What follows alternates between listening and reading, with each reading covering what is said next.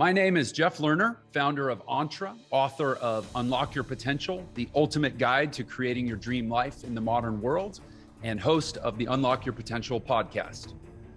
Today on the show, we're going to talk about how to thrive in a broken system rather than be a casualty of it. Today, we'll talk about, first, should you lead like Oprah or General Patton? Second, how to make sure that you're leading yourself so you are fit to lead others. And third, why $10 million is the new $1 million. Congratulations! You are tuned into Dov Baron's Leadership and Loyalty Show, the #1 podcast for Fortune 500 executives and those who are dedicated to creating a quantum leap in leadership. Your host, Dov Baron. He's an executive mentor to leaders like you, a contributing writer for Entrepreneur Magazine, CEO World, and he's been featured on CNN, Fox, CBS, and many other notable sites. Dov Baron is an international business speaker who was named by Inc. magazine as one of the top 100 leadership speakers to hire. Now, over to Dov Baron. Welcome, dear friends, fans, and fellow aficionados of leadership excellence. Thank you for joining us on this episode of Leadership and Loyalty Tips for Executives. I'm curious, have you considered that the American dream, or at least the form that we know it in, is either dead or dying? Listen, we all know that the world has changed dramatically in the 21st century. The opportunity that's defined past generations, maybe even steered the course of their lives, just aren't there anymore. Most of us were told that if you want to get a good job, you got to go to college and get a degree. However, do you realize that 54% of people who go to college and get a degree regret choosing that degree and investing in it?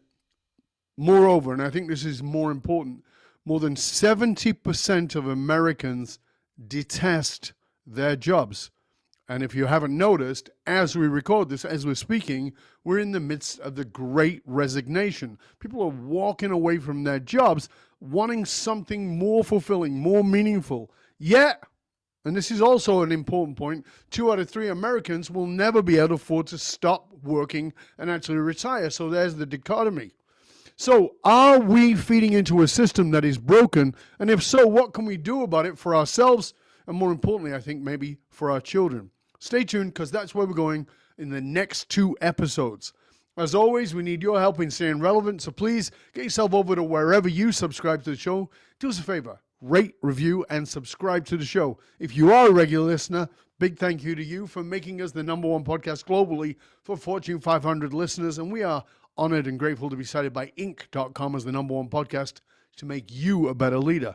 By the way, in case you're curious, I'm Dov Baron. I am your host, and I'm here to assist you tapping into the one thing in your business that changes everything by transforming meaning into action. If you're curious to know more, and I know you are, you can simply go to dovbaron.com. That's DOVBARON.com. All right, let's strip it down and dive right in. We all know that the industrial age is gone, at least from the first world. So the question becomes, are we still following a path with hopes of being successful in the industrial age? Think about that. If the system we're following leads us to what is now dead, a dead end at least, then what do we do next? Well, you might be surprised. We're going to find out today from our guest over the next 2 episodes, Mr. Jeff Lerner. Now, I don't know if you remember back in the early 2000s, there was this massive boom. And then in 2008 came, you remember it, the global economic meltdown, right? That we went into a recession. In November of 2008, during that Great Recession, our guest, Jeff Lerner, like a lot of entrepreneurs and leaders, found himself at rock bottom. He was a former professional piano player, and then Jeff found himself nursing injured wrists. He was evicted from his apartment. His wife was divorcing him, and he was clearly struggling with depression. And he owed creditors almost $500,000 from a failed restaurant venture. Let's fast forward to today. Jeff Lerner today is a 3-time Inc. 5000 CEO with over $100 million in sales to his name, and he's also happily remarried with 4 beautiful kids and physically in the best shape of his life. in 2019, just over a decade after everything fell apart, he's turned his life around completely. He's now founded Entre Institute, the world's first institute for higher learning for entrepreneurs, which is now one of the fastest growing educational technology companies in the world. He's also the host of Unlock Your Potential podcast, which I was honored to be a guest on. So, ladies and gentlemen, please put your hands together and help me to welcome the author of Unlock Your Potential, the ultimate guide to creating your dream life in the modern world, Mr. Jeff Lerner! Oh, thank you, man. And to that uproarious applause that I know just erupted around the globe. Thank you. Much appreciated. You're welcome, mate. Always fun having a combo with you. So here's where we always like to start the show. In the context of leadership development, which we're in, you and I are both in, I'm brought in oftentimes to solve a problem, and oftentimes it's not the correct problem. It's the one that's on the surface. And you do a lot of work with entrepreneurs and leaders, and people show up with problems. What do you think is the number one leadership development issue that's being ignored, or at least not paid enough attention to, that kind of frustrates you, that you wish people would pay more attention to?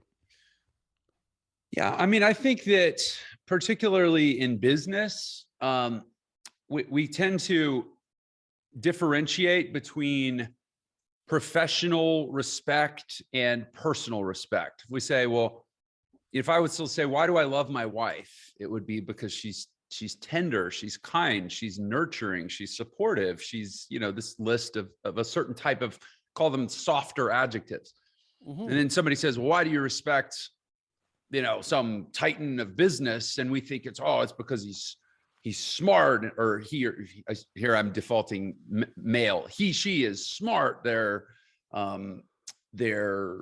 don't know, commanding, and they're forceful, and I think that's false. I think that's part of this industrial age legacy thinking, that it's actually the same set of adjectives, that humans are humans, and we respect, we are led by people we respect, and we respect people that we like the way they make us feel.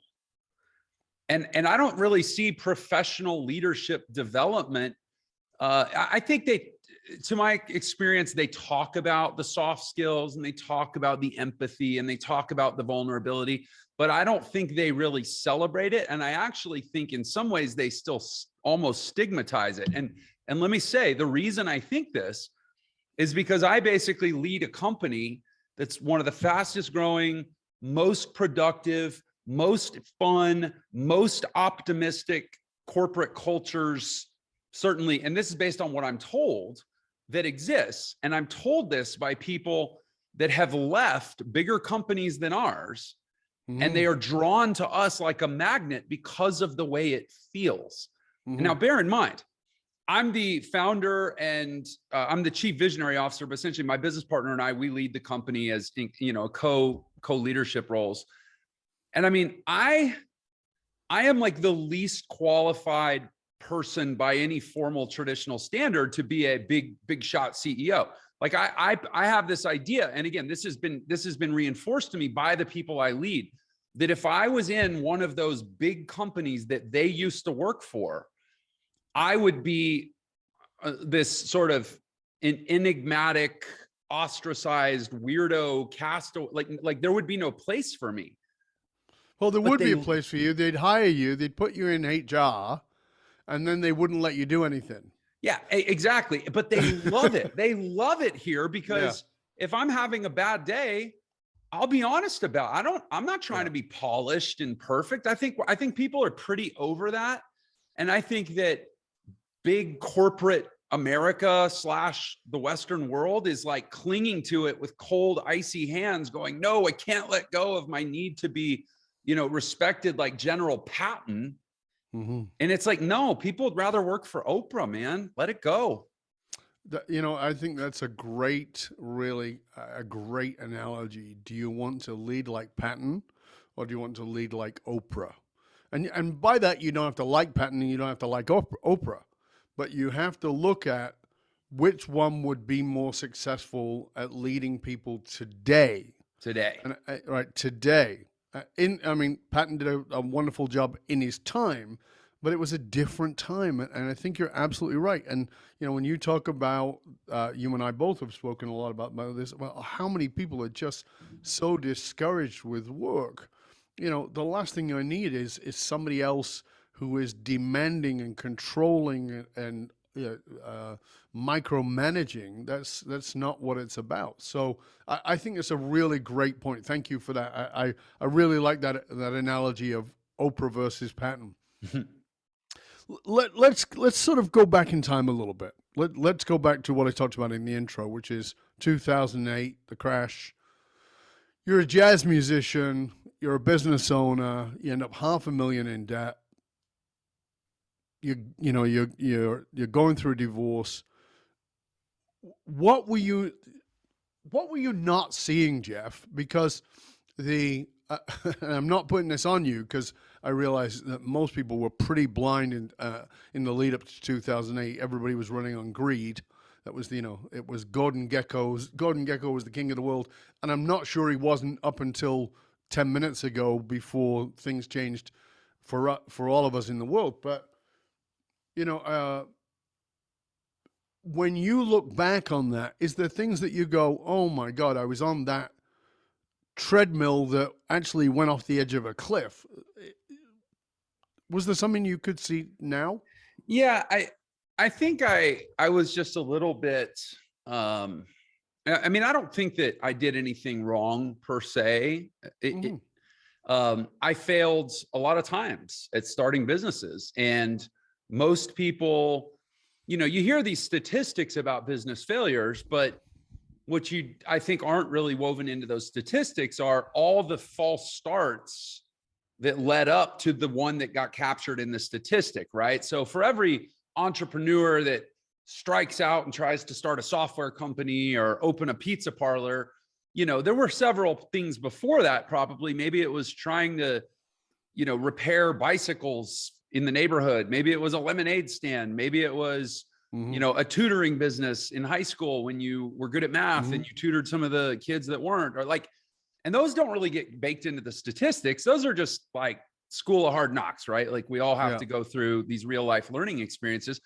The reality is entrepreneurs fail and fail and fail and fail and fail until that one time we don't. And then all of a sudden we're considered successful.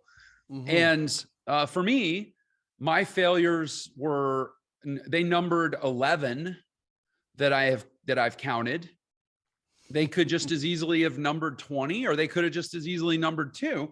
I learned from every one. And, I think the difference between me and a lot of people is I just didn't stop. Most people that, even if they try to start a business, like statistically, you're probably going to mess the first one up. And then you go, oh, that doesn't work for me. And you go back to your job, or you keep your job and never quit. And then that's it. That's the end of that experiment. For me, I decided I'm going to be an entrepreneur, because it was the 90s and then early 2000s. And it was before the world changed. And it was back when Patton was more popular than Oprah.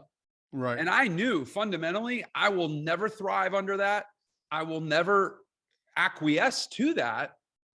And I never want to participate in it. So that's why I was a musician. I didn't become a musician because I was necessarily like the next hot up and coming young thing. I just was like, how can I pay my bills without having to go work in a company that I know I'm not going to like? And it was like, well, musicians, we never, I mean, as long as we're professional and we show up on time to the gigs and we're competent in our craft, we're probably never going to starve to death. Like there's always work for a musician. And you can, and worst comes to worst, you can go anywhere in the world and get a guitar and a styrofoam cup, and at least somebody will give you some money. Like, but what I'm talking about more specifically though is that, that you failed. Okay, people fail in business. That's obvious. But I'm talking about, there was so much that happened at once. There was wrist injuries. There was the divorce. There was the bankruptcy. There was the restaurant business. Because I talked about in the intro about this system that is broken. Do you think at that time you were buying into that system? No, I actually think that I had broken out of the system almost perhaps prematurely. Ah, So I dropped out of high school when I was 16 years old. And I remember having a conversation with my parents where I said, high school to me seems like job training. mm-hmm. I even remember like I read some article that's like, there's only 4 places in the world where people operate according to bells. Like a bell rings and you do something, you stand up, Yeah. you move, you sit down, you have to be quiet. And it's factories, prisons, the military, and schools. And I was like, I don't want to work in a factory. I'd like to stay out of prison. I don't plan to enlist. And so why am I going every day to a place that feels like a blend of those 3 environments? Like it's not for me. I dropped out of high school and that's when I decided I'm going to be a musician. Now that was 1996 that I dropped out of high school, 1995, 96. That was pretty early. Like there were not a lot of great opportunities for somebody to go outside the system at that time. And I think what you saw of me in 2008 was just the result of 12 years of trying to make it work outside the system in a world that hadn't really evolved any good alternatives to the system. Now in 2022, if I have a son, and I basically told him earlier this year, I'm like, son, you don't have to keep going to high school if you don't want to. I don't think it's for you. I don't think it's serving you. I don't think you're going where it's trying to send you. So just stop. Like, I'll teach you how to build a business or something. And the only reason he's still in high school is because he wants to go into real estate. And to get your real estate license, you have to have a high school diploma. Right. But other than that, like I was the lab rat that, had to take all the whatever torture. But now I think for certain people, they're better off outside of school than inside of it. That's very interesting. So that's a pretty controversial position that, high school is, for many a waste of time. I mean, you and I had a previous conversation where we talked about the Prussian schooling system, which is designed for the industrial age. Mm-hmm. It was adopted by America, by the leading industrialists, Andrew Carnegie and Ford, etc., who adopted it because the Prussian schooling system, as you said, trained people, ring the bell, Pavlovian response, and people will, show up for work and do the things they're supposed to do. And it's fascinating to me, from our previous conversation, it's fascinating to me that we are still giving our kids shit to go to school, to go to college, to get a degree, to do a job that doesn't exist. I mean, here's another stat is that even if you go to university and you get a degree in something that is a tech job, which is, okay, if you're going to go to university, that's probably a good thing. Now, the problem is that you've now got training in a tech job that no longer exists because the technology is now moved faster than your education did. Yeah. So you're now, if you took that 3 years and did an internship at a company, you would actually be far more qualified than the person who just spent 3 or 4 years in college getting a degree in something that now has made them kind of stupid in the industry. Well, and it's completely changed their mobility and their options and their opportunities in the market, because they're not going to be able to quit their job at some point and move and relocate and take 6 months and navigate the new scene and because they have these student debt payments.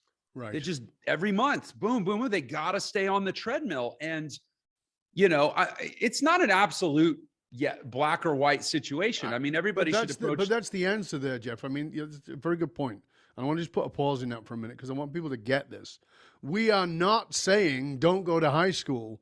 We are not saying don't go to university and get a degree. We are saying, have you as a human being considered what's right for you, or are you just on this freaking treadmill, on this conveyor belt, going through a system that maybe drops you off in a place that doesn't exist anymore? Yeah, and with a bunch of debt that's going to take you an average of 21 to 22 years to pay off, and it's going to restrict your mobility in the meantime. Right. Um, yeah, and so, again, my son, I mean, he did end up staying in school because there are still structures in this world that have certain matriculation requirements. But again, it's like you said, just be thoughtful about what you actually want out of life. And if you don't know what you want out of life, I would suggest maybe taking some time to figure it out that doesn't involve racking up a ton of debt in the process. Mm-hmm. Yeah, because a lot of people will go to university and they had a great time. Yeah. Right. They went to university because they had a great time. Yeah, until they get the receipt. I mean, the diploma. Yeah, they get the diploma, and they get the bill, and they go, "It was a very expensive good time." Yeah, exactly. Yeah. So let's sort of expand that. Excuse me. That look at this broken system into that other stat, which is about retirement. Let's look at that from, what are you seeing there? Because you notice the stats and that people Sure. can't. So walk us into that bit. So the way I explain the broken system, and it's interesting because my book, you mentioned my book was originally called Escaping the Broken System. Mm-hmm. And the publishers, which is a title I really like. Yeah. And the publishers actually encouraged me to change the name to Unlock Your Potential, because they said basically we would get somewhat penalized by the bookstores for having, like, we live in this world now, and it's the same as Facebook and TikTok, right? Like, you got to be positive or else you get penalized, and which is kind of annoying. But yeah, the book is really about, I mean, it's about unlocking your potential in the context of breaking out of this system. Because I'll use myself as an example. I have a life that is, like, I'd call it pinch worthy. Like, every day I have to make sure it's not a dream, right? And I'm a high school dropout who has not lived in the system ever in his adult life. And it's incredible. And the things I'm able to do, the fact that you and I could wrap this interview and I can go home and play with my kids if I want to. And, like, I don't have to ask permission. I mean, it's incredible the life you can build for yourself outside the system. So anyway, I talk a lot about the broken system, and it really is, and in my book, I do what I would consider almost like a doctoral dissertation level breakdown of the system. Like, this isn't just some sort of hyperbolic rallying cry, like, the system's broken, let's all pick up a pitchfork or something. No, like, the system is fundamentally broken. Mm-hmm. It starts, leaving aside certain aspects of life that are politically controversial and I don't want to get into, even if we just talk about the economic part of the system, which starts in school at 3 to 5 and extends cradle to grave all the way through your working life, where you're changing jobs now on average 18 times every 30 years, roughly every 20 months. And by the way, every time you change jobs, you take a financial step back because you got to live off your savings while you find the new job. So that, coupled with inflation, coupled with a lot of, distortions and I would argue some questionable ethical practices by the banking and financial services systems that sell products to consumers that the bankers themselves don't put their retirement into those products. They have different products that they don't tell the customers about, right? Mm-hmm. And so you couple all this together and you get to the end of your life and you've bet it all on this promise, this implicit promise of this dream. But statistically, the average, 60-year-old now has maybe $180,000 net worth, 60, 65. I forget if it's 60 or 65, has $180,000 net worth. And even the most conservative, the Morgan Stanleys and the Charles Schwabs, they'll say, oh, well, depending on where you live, you need at least probably $2 million to retire comfortably. I personally believe it's more like 5 or 10. I have a chapter in my book. Actually, I don't think it's a chapter, but it's just a section of one of the chapters. It's called 10 million is the new million.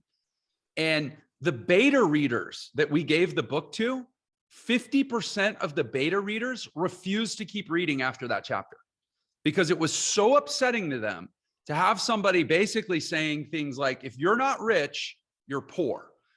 If you don't have a $10 million net worth, you're functionally not that different than a broke person at 60, 65 years old. One of the chapter titles is called Get Rich or You're Screwed. And I'm just exploding the data and looking at actual qualitative outcomes of human lives in their latter years at high single digit 7-figure net worths. And it's just trash. It sucks. Don't shoot the messenger. It's horrible. And yet we're all just kind of walking around acting like this isn't so. I mean, Peter Thiel had to pay Hulk Hogan's legal bills to sue Gawker in 2016, I think. And he said, I did it because in the modern world, a single-digit millionaire cannot afford effective access to the legal system. Right. Like, it's crazy where we've gotten as a society. And because the situation is so far gone and the system is so broken, you're anathema if you talk about it. Mm-hmm. But what's the trade-off? Tens and ultimately hundreds of millions of 60-something, 70-something, 80-something-year-olds who are burdening their children, can't retire, can't stop working. Walmart only needs so many greeters. Right. They can't afford medical bills. Like, it's a really tragic situation that we have looming, and nobody wants to talk about it. Yeah, but I think you're absolutely right. But I also think that, generally speaking, people don't want to talk about anything that's I mean, as you said, social media doesn't allow us to put anything negative. I put the word kill in as in, to destroy in something, and it was like got dinged really hard by the social media. I had to change that word. It's a silliness. But it is somewhat reflective of how people are. I mean, you get to my age and you start losing people. People start dying. They're not, I mean, there's some people of my age, but mostly, the generation, they're dropping off. And yet death is not going to happen to me. We all right. think, yeah, but not to me. Right? We all know it's going to happen. It makes logical, rational sense. We're going to die, but we don't want to face it. And death of my working ability is another part of that. Yeah. Right? So the death of my working ability, that's never going to happen. So I don't have to worry about that. So I'll jump on the next bandwagon of hope, and, as I like to say, hope is halfway between here, Vancouver, and Kelowna, which is another city. There's a town called Hope.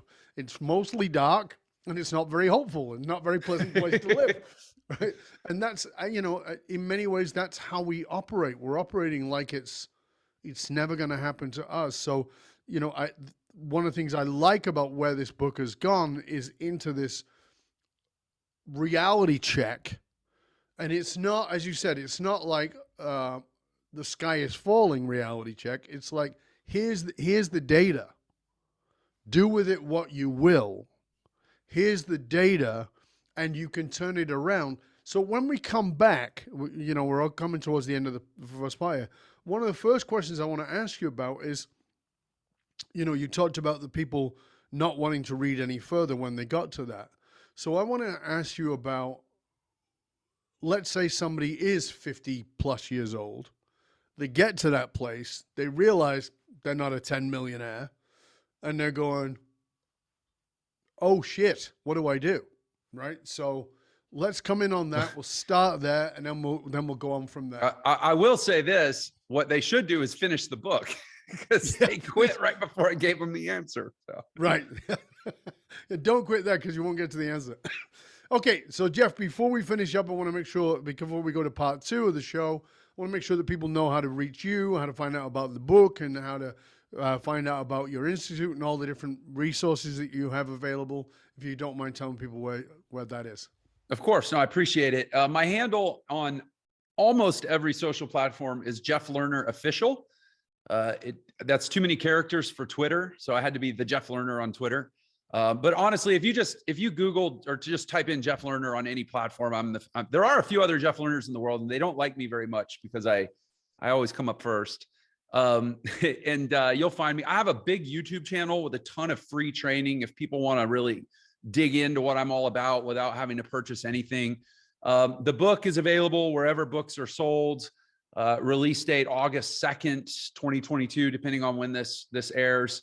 And then Entre Institute is, we consider ourselves the world's first life design platform. So a lot of it is grounded in entrepreneurial education, training, very practical skills around how to start a business, how to market products online, a lot of stuff that leverages technology now. But fundamentally, it's about what we call life design, which is a category we're creating that I just believe we live in a world now where you can make every part of your life as amazing as you want it to be. And again, a lot of breaking out of the broken system is just a psychological shift. It's basically stop believing what the mainstream tells you and actually really learn what's going on and how things work out there. And you can overhaul any part of your life you want with relative efficiency and ease. I'm not saying it's not hard work, but it's not all consuming. I mean, there's ways you can get in really great shape now that only take 20 minutes a day.